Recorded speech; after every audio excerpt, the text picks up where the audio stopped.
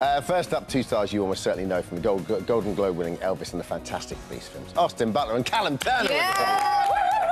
Good to see you, gents. How's it going? Good. Congratulations, Sean, on the first day. Yeah, thanks so much. Very nervous. Thank you for getting my name right, Austin. Chaps, we've got some... I don't imagine you indulge, but we have some cheese sandwiches there. Is this the macaroni? They look delicious. Which one is it, Phil? Standing up, that's the macaroni on the top. Macaroni toasty. Wow. Macaroni and Marmite. Don't feel like you have to Marmite. indulge. We can make fresh for you later on. The guys are in to talk about Masters of the Air on Apple Plus. Fantastic show. Looking forward to it. So cool. Now, if you are looking for a new TV box set obsession, our next guests have just the thing for you. Yeah, Hollywood stars Austin Butler and Callum Turner teaming up with Hanks and Spielberg for an epic Apple TV Plus drama, The Masters of the Air. Let's take a look. So you're happy? A girl worth writing to is hard to find. Not if you know where to look. I'll miss you every second. You are in charge of 35 planes and 350 air crewmen. Don't you die on me before I get over there. Are we Tuskegee men or what? Sir, yes, sir! Be with them traversing the air in darkening storms or sunshine fair. I think we may be done. We are gonna sit here and take it. We're gonna stick with our mission as long as we can fly. We won't go without a fight. Wow. I mean, we're in. We're in. We're and sold. stars of Masters of the Air and Spin to Win, Austin Butler and Callum Turner. Not in that order. Join us now, guys. So good to have you with us. It really is. Thanks for having us. So, I mean, we saw it there. It's obviously about the American Air Force and the Second World War coming over here and then, you know, storming Fortress Europe. But tell us, from your description, what Masters of the Air is about. I mean, it really is about the 100th Bomb Group who flew over Germany, Nazi Germany at that time, and yeah, we played two of the pilots that a lot of the young guys looked up to, and yeah, how do you describe it? Yeah, just like that. Yeah. Just like that. Just like that. So, but the this guys is the thing. We loved Band of of Brothers. Yeah. And so this is Band of Brothers, the Pacific. This is the next in that. Yeah.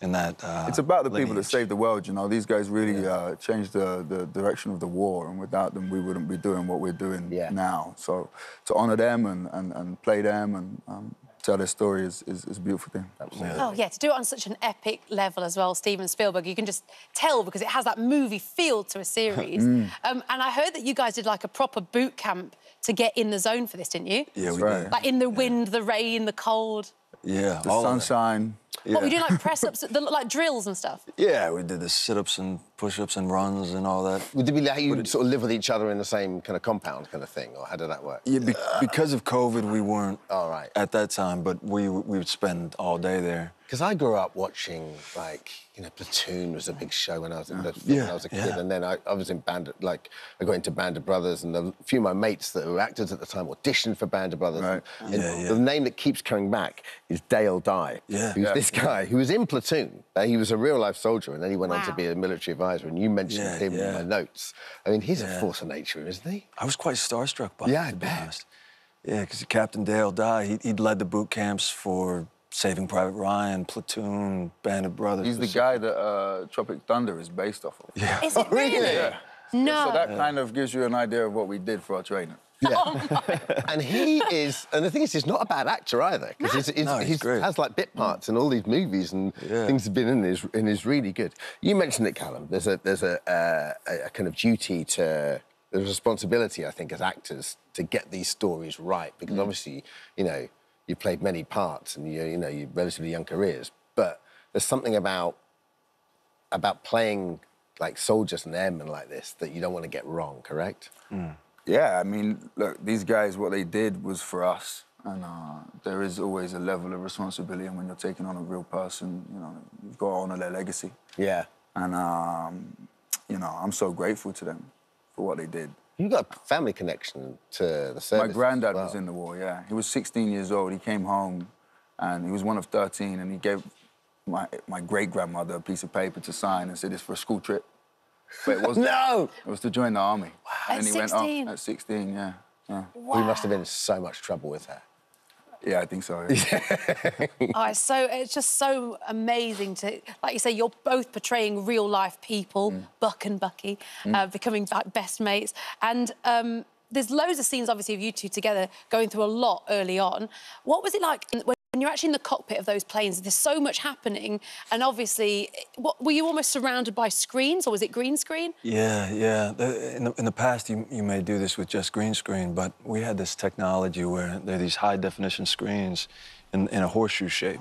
Wow. And we're in a gimbal that's 50 feet in the air. So you're suspended? So you're suspended, and you're able to see fighter pilots flying by you and flak in the air. And really? Yeah, it's kind of incredible. So, but that was matched with the old school way of doing things. So they built the barracks, they built the officers' mess. I think they built like 81 buildings. The place was so big they had to give us a map. And they said, this is where that is, that's where this is. And then we had the runway too, which was just gigantic. The scale is like... Steven Spielberg says this is the biggest production he's ever worked on. So would they literally pump the sound and everything? So when you're ducking, would it give you real reaction? Oh, yeah. Yeah? Yeah. Well, you're on the gimbal, so it's in sync with what you see. So if the plane is hit by flak, you're hit by flak. Wow. Seriously? Truly, yeah. So did you get the opportunity to go up in an old aircraft as well? Like, did they do that for you? Not to film, but just to experience it? No. That's a shame. But it sounds like you... Well, we were up there for like 7 hours at times, and we would joke that we had jet lag. You know? Yeah, because it's challenging getting in and out of the gimbal, so they leave you up there all day, basically. Because, like, with Band of Brothers, those guys just about had that connection with that generation that they were still alive, so they could meet them and they could still tap into it. Yeah. Did you guys get a chance, because these guys were the past now, did you guys get a chance to meet the families, or how much did you want to receive? Well, we did at the premiere. I don't like to do that, to be honest, because then you get an idea of someone else's idea of the person you're playing. But we met them at the premiere in LA. It was emotional. It was very playing emotional. someone's father or someone's uncle. Yeah. Well, that Band of Brothers generation, like those guys that are now in their 40s and got those parts when they're in their 20s. But also think about the people that come through there. Michael Fassbender, Andrew Scott. Yeah, Tom Hardy. Tom Hardy. Yeah. You know, some incredible actors that, you know, graduated through that show. What amazes me about the generation you're playing is that they were young men, and yet they were seen as kind of the established, like, you know, the officer class that the younger guys coming through were looking up to. The weight of responsibility on their shoulders. Did that come across for you guys when you were reading the parts? Oh, absolutely. Yeah, to be in your mid-20s and to be leading a squadron, and some of those guys were 16, you know, they were so young. Yeah. And the bravery, I mean, it was the most treacherous conditions that you could possibly imagine. Yeah, I mean, the bloody hundreds were, I mean, extraordinary, weren't they? Because they were based in Norfolk, around that way, wasn't it? And then they had a 77%. You'd either be shot down or end up in a POW. 23% of survival rate, you know, every time you went up. Yeah. So the bravery, what these guys had and what they were able to do against the adversity that they were facing is truly astonishing. Yeah. You can see it, and you can see that obviously it was so important to get that camaraderie between you all, even just as actors. You obviously spent a lot of time together, became good mates. I saw that you did have a bit of fun on set as well with this cockpit challenge. Oh, yeah. Who was the better one of the two? I'll let Callum talk about it. I'm glad you brought that up, Sean. OK, come on. On your first day as well. Sorry. Yeah, Austin was better than me at that. What exactly was? So is it you getting... It was a training exercise, so you start on your stomach on the ground and you have to get into your seat in the cockpit as quickly as possible. But you have to lift yourself up backwards, is it?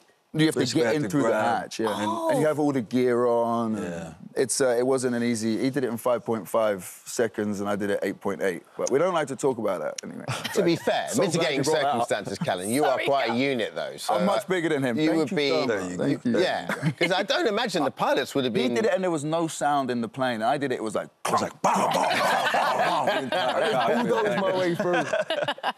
And how much time were you able to spend with Tom Hanks and Spielberg on this? Because obviously, like you said, this is like the culmination. It's like the end of their trilogy, I suppose. You know, having done Band of Brothers and Ryan and The Pacific and now this. Yeah, this has been such a huge part of their life, and I mean, it was so special. The days, you know, at boot camp where Tom came and gave a rousing speech for all the guys there, and yeah, it's the best team in the business. Did you know you were doing this when you worked with him on Elvis? I knew right towards the end, because at that time I didn't know what was going to happen with Elvis, so I was looking for my next job. Tom said, I've got this World War II thing that we're working on, and That's kind of how it came. You're like, great, where do I sign? Yeah. But he almost tell you on the set of Elvis, like, gives you the tap, like, you're in. Yeah, basically. That's so cool. Yeah. That's amazing. I mean, it's great as well because even the... Because obviously you have to get into the accent. You had to do it for Elvis, like, it became a whole... Took over your life, didn't it? Yeah. And now it's a sort of similar southern drawl that you can use again. And, Cal, you've had to totally get into the accent, right? Yeah, I did an accent, yeah. Yeah, but it's hard. No, you know what? We had two beautiful dialect coaches, Helen Ashton and Brett Tyne, and we worked like every day for hours, you know, at the beginning. Yeah, is it like literally it's tough. that long? Yeah, you want to, you know, this is, like you say, it's a responsibility and you don't want to, yeah, for sure. you know, slip. And that was an important part for me, and they looked after us. That's amazing. Yeah. Well, listen, guys, thanks a million. Thank you. Lovely chatting to you. Thanks Lovely for having to win. Your work over there. Yeah, thank that you. method. You only got 750? You've been doing... Yeah, don't let... Not to be sniffed at. You know, we're all congratulators around here, Callum. Right? No, yes, we'd have all like $3,000, but it can't happen all the time. Next time, Wow, let's spin again. Yeah, this is how Come back tomorrow. You can stream Masters of the Air on Apple TV Plus from Friday. Thanks a million, guys. Coming up next. Thank you so much.